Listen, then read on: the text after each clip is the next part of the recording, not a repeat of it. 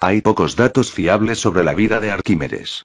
Sin embargo, todas las fuentes coinciden en que era natural de Siracusa y que murió durante el desenlace del sitio de Siracusa.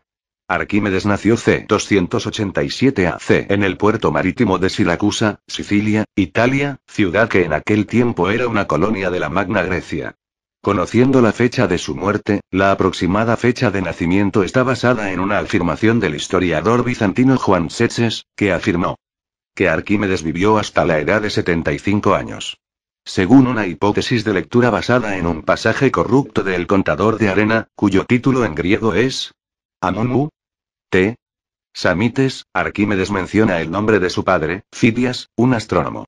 Plutarco escribió en su obra Vidas Paralelas, Vida de Marcelo, 14:7, que Arquímedes estaba emparentado con el tirano Hierón II de Siracusa. Se sabe que un amigo de Arquímedes, Heráclides, escribió una biografía sobre él, pero este libro no se conserva, perdiéndose así los detalles de su vida.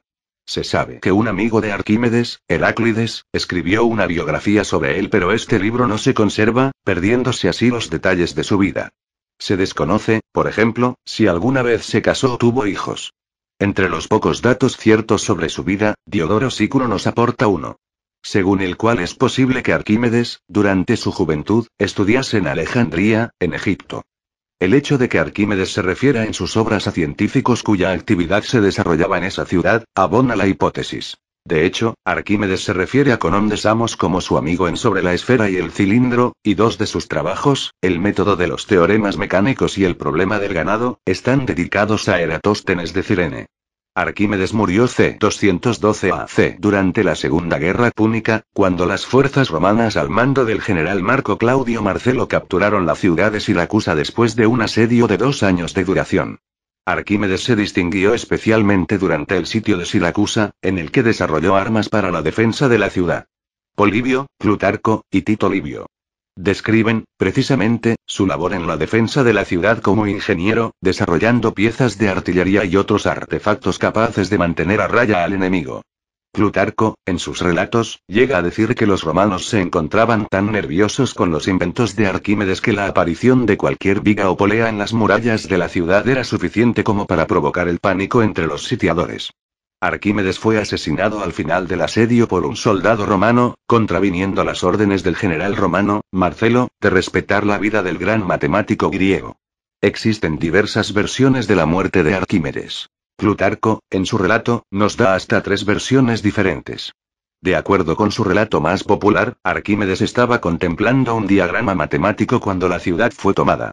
Un soldado romano le ordenó ir a encontrarse con el general, pero Arquímedes hizo caso omiso a esto, diciendo que tenía que resolver antes el problema. El soldado, enfurecido ante la respuesta, mató a Arquímedes con su espada. Sin embargo, Plutarco también brinda otros 2 relatos menos conocidos de la muerte de Arquímedes, el primero de los cuales sugiere que podría haber sido asesinado mientras intentaba rendirse ante un soldado romano, y mientras le pedía más tiempo para poder resolver un problema en el que estaba trabajando. De acuerdo con la tercera historia, Arquímedes portaba instrumentos matemáticos, y fue asesinado porque el soldado pensó que eran objetos valiosos. Tito Livio, por su parte, se limita a decir que Arquímedes estaba inclinado sobre unos dibujos que había trazado en el suelo cuando un soldado que desconocía quién era, le mató. En cualquier caso, según todos los relatos, el general Marcelo se mostró furioso ante la muerte de Arquímedes, debido a que lo consideraba un valioso activo científico, y había ordenado previamente que no fuera herido. Las últimas palabras atribuidas a Arquímedes fueron "no molestes mis círculos", en referencia a los círculos en el dibujo matemático que supuestamente estaba estudiando cuando lo interrumpió el soldado romano. La frase es a menudo citada en latín como "en oli turbare círculos meos", pero no hay evidencia de que Arquímedes pronunciara esas palabras y no aparecen en los relatos de Plutarco. Cicerón describe la tumba de Arquímedes, que habría visitado, e indica que sobre ella se había colocado una esfera inscrita dentro de un cilindro. Arquímedes había probado que el volumen y el área de la esfera son 2/3 de los del cilindro que la inscribe, incluyendo sus bases, lo cual se consideró el más grande de sus descubrimientos matemáticos. En el año 75 AC, 137 años después de su muerte, el orador romano Cicerón estaba sirviendo como cuestor en Sicilia y escuchó historias acerca de la tumba de Arquímedes, pero ninguno de los locales fue capaz de decirle dónde se encontraba exactamente. Finalmente, encontró la tumba cerca de la puerta de Agrigento en Siracusa, en una condición descuidada y poblada de arbustos. Cicerón limpió la tumba, y así fue capaz de ver la talla y leer algunos de los versos que se habían escrito en ella. Los relatos sobre Arquímedes fueron escritos por los historiadores de la antigua Roma mucho tiempo después de su muerte. El relato de Polibio sobre el asedio a Siracusa en su obra Historias, libro octavo, fue escrito alrededor de 70 años después de la muerte de Arquímedes, y fue usado como fuente de información por Plutarco y Tito Livio. Este relato ofrece poca información sobre Arquímedes como persona, y se enfoca en las máquinas de guerra que se decía que había construido para defender la ciudad.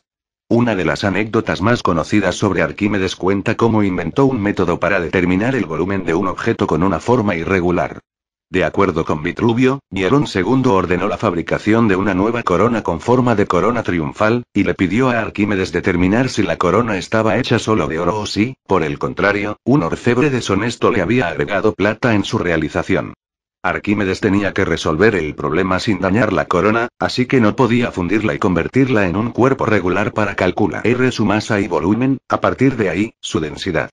Mientras tomaba un baño, notó que el nivel de agua subía en la bañera cuando entraba, y así se dio cuenta de que ese efecto podría ser usado para determinar el volumen de la corona. Debido a que el agua no se puede comprimir, la corona, al ser sumergida, desplazaría una cantidad de agua igual a su propio volumen. Al dividir el peso de la corona por el volumen de agua desplazada se podría obtener la densidad de la corona. La densidad de la corona sería menor que la densidad del oro si otros metales menos densos le hubieran sido añadidos. Cuando Arquímedes, durante el baño, se dio cuenta del descubrimiento, se dice que salió corriendo desnudo por las calles, y que estaba tan emocionado por su hallazgo que olvidó vestirse. Según el relato, en la calle gritaba Eureka. En griego antiguo. ¿A qué significa lo he encontrado? Sin embargo, la historia de la corona dorada no aparece en los trabajos conocidos de Arquímedes. Además, se ha dudado que el método que describe la historia fuera factible, debido a que habría requerido un nivel de exactitud extremo para medir el volumen de agua desplazada. En lugar de esto, Arquímedes podría haber buscado una solución en la que aplicaba el principio de la hidrostática conocido como el principio de Arquímedes, descrito en su tratado sobre los cuerpos flotantes. Este principio plantea que todo cuerpo sumergido en un fluido experimenta un empuje de abajo hacia arriba igual al peso del fluido desalojado. Usando este principio, habría sido posible comparar la densidad de la corona dorada con la de oro puro al usar una balanza.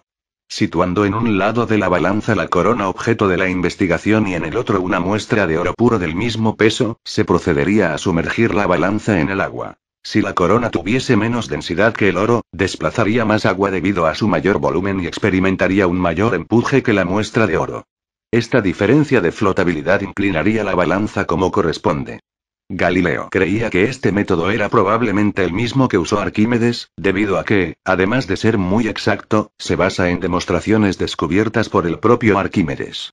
Alrededor del año 1586, Galileo Galilei inventó una balanza hidrostática para pesar metales en aire y agua que aparentemente estaría inspirada en la obra de Arquímedes. Una gran parte del trabajo de Arquímedes en el campo de la ingeniería surgió para satisfacer las necesidades de su ciudad natal, Siracusa.